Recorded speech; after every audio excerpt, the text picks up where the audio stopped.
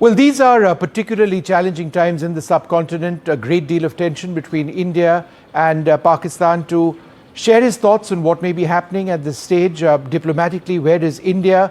What is the world thinking about the events between India and Pakistan?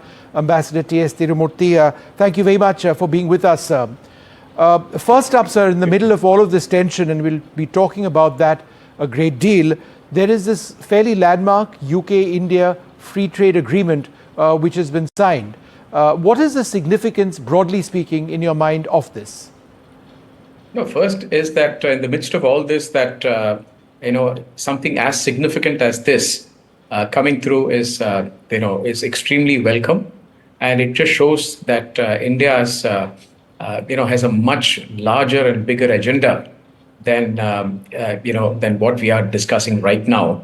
And it also shows a sense of responsibility between the two countries. And it also comes at a very important time because, as you know, that the world order, as we know it, this is breaking down, and we have seen the tide of tariffs which have come, some of the geopolitical changes with respect to Europe particularly. So I think in that context, for India to go ahead and sign a very significant or announce a very significant deal with UK, I think it's very important. Ambassador Tirumurthi, there is the war which is taking place between Russia and Ukraine. We've seen what's taken place in West Asia, Gaza. There are airstrikes which have taken place even yesterday against the Houthis. There are all of these tensions, and now incredible tension in the subcontinent. As India seeks support from our partners around the world, is there a sense of fatigue at one level among our partners elsewhere? Do you believe that we could have seen even stronger support, in the days which have just passed us, or perhaps even now in the days coming up? No, actually, you're right, in the sense that we have had leaders and countries who have condemned what has happened in Pahalgam. Mm-hmm. But at the same time, we also heard calls of restraint and de-escalation, and about regional stability. And in fact, very significantly, the EU Commissioner for Foreign Affairs and National Security, she did not even mention about the Terror Act at all in her statement. And that's a very significant thing. So I think gone now are the days of zero tolerance, and there is no more demanding of accountability and justice as we used to do earlier. And I think, there are several, of course, I feel there are several reasons. So most obvious one is that Pakistan has numerous internal problems, which we are all discussed in your show also. The army's credibility being at an all-time low, the popular leader, Mr. Imran Khan, being in prison, and the economy being in shambles. And also, on the other hand, of course, the Jammu and Kashmir elections, the normalcy which has come in, tourism coming in. So all this is obviously, had this, Pakistan has been very disturbed by these developments.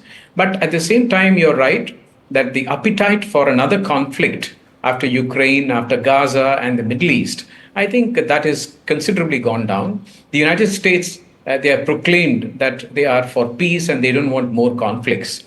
But one thing I wanted to mention here, Vishnu, is that the global fight against terrorism is really no more a collective fight. And it has got completely fragmented. And the 9/11 consensus, which came about 24 years ago, that consensus is gone. And we are back to the era which we saw earlier of your terrorist and my terrorist. And Europe is tackling its right-wing terror. The United States earlier under President Biden was tackling its racial and ethnically motivated terror. We had, of course, the OIC, which kept proposing in the UN Islamophobia as an excuse for terror acts. And we had China, which you have seen, where they have blocked the listing which we wanted when we were in the Security Council. And finally, of course, Canada itself. You've seen how they have said that if you threaten terror, threaten countries, it comes under their freedom of expression. So I think there is a great deal of fragmentation. Do you believe that more support, more direct statements, not support, because there's been support, but perhaps stronger statements should have come, given the nature of the attack in Pahalgam itself, the fact that members of communities were separated and killed? I mean, it doesn't get more blatant, more vicious than this. Oh, absolutely, in the sense that first and foremost, that it is not just about statements. It is what you call out. If you are calling out terror, don't at the same time try to excuse the terror act by calling for other aspects. That's very, very important.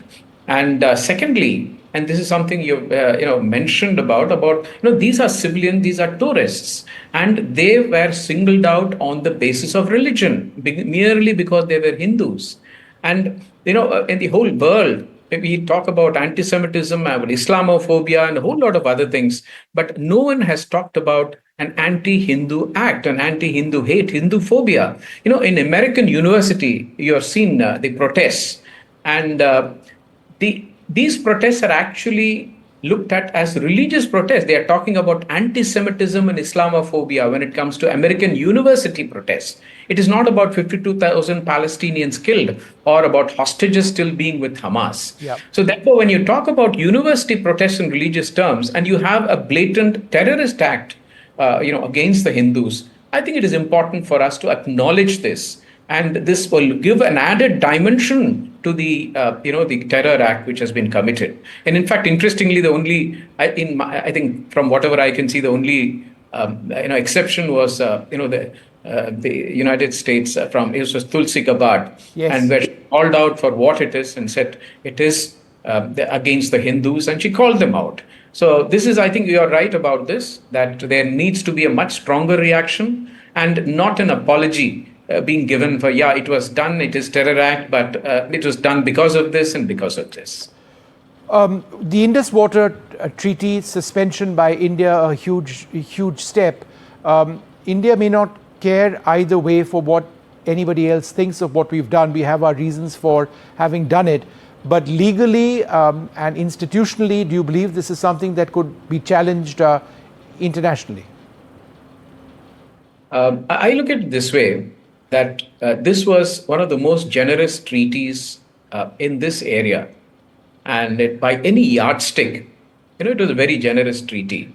And only 30% of the water was really for India. And there are very important provisions for Pakistan. Data sharing and others are very, very important. And to have a move which holds this treaty in abeyance is a very, very important step. And it is not just a strong step in the context of the attacks which has happened in Pahalgam, but it is also important in the context of the deterrence which we plan to have against Pakistan for future acts. And therefore, now we are basically telling Pakistan that not only will we take up kinetic action, but we'll also have a broad range of sanctions against you. And the only thing which I can think of is that we had in the UN Security Council we had a similar a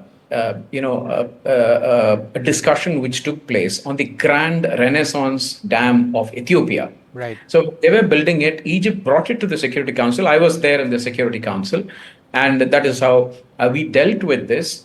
And we actually, finally, a statement was issued. But it was a statement which very clearly recognized that it has to be sorted out bilaterally. But a statement did come.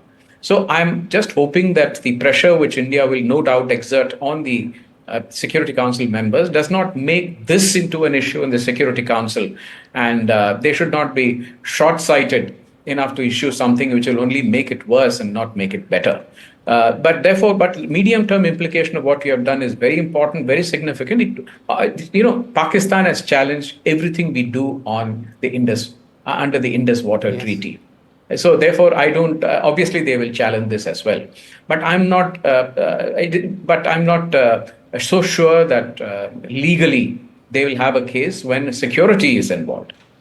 You were talking about the Security Council, Pakistan behind closed doors as a non-permanent member of the United Nations Security Council, made several references to India, the situation in Kashmir, etc., etc. Nothing that we've not heard before. But it seems to me that fairly direct questions were asked of Pakistan as well, including the role of the Lashkar-e-Toiba. Internationally, does Pakistan find itself more discredited, more in a sense sidelined by the large number of nations than perhaps any time before? See, they have a history of bringing up these type of things in the Security Council. You'll recall they even wanted, I think, 4 Indians to be listed under the what is called the UN Security Council Resolution 1267, which is actually listing of terrorists. And they wanted to do that, and not once but twice, and both the times were completely rejected. Right. On the other hand, when we were in the council, one of the listing which we wanted, that is Abdurrahman Makki, and he, the terrorist, was listed by the council, and there it is acknowledged that he was responsible for acts in Jammu and Kashmir. So for the first time, we actually had a recognition of a cross-border terrorism being done because of his ending. So why I'm mentioning is that apart from many of the others from Pakistan who have been in the list of 1267, that is literally the sanctions list, we also had a person clearly recognized as having done cross-border terrorism from Pakistan. So they are already discredited. And they keep giving dossiers and pretending that India is actually causing terror there. And all these dossiers have gone where it should be, which is in the dustbin. So I think we are on that count, at least, we should have no apprehension. And even one important thing I wanted to mention, when the 6 names we wanted for listing under 1267, every one of those names were co-signed by the United States. Right. And not just co-sponsored, it was co-signed. Co-signed. So I think so therefore it's very clear where all this terror and all that is coming from. And I don't think they really have a leg to stand on.